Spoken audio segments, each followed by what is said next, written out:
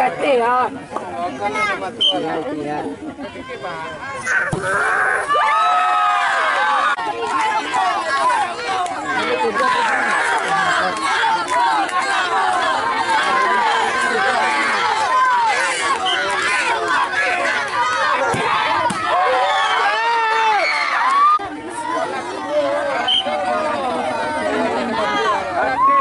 Kate bro.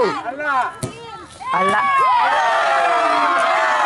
Desa Ujung Badung itu antara Dusun Tengah melawan Dusun Pasar dalam rangka memperingati Hari Kemerdekaan 17 Agustus yang ke-78. Mudah-mudahan Allah senantiasa selalu memberikan rahmat dan karunia-Nya kepada kita semua. Yang pertama sekali kami ingin mengucapkan ribuan terima kasih kepada bapak-bapak, ibu-ibu, tokoh masyarakat yang telah membantu kita setiap hari.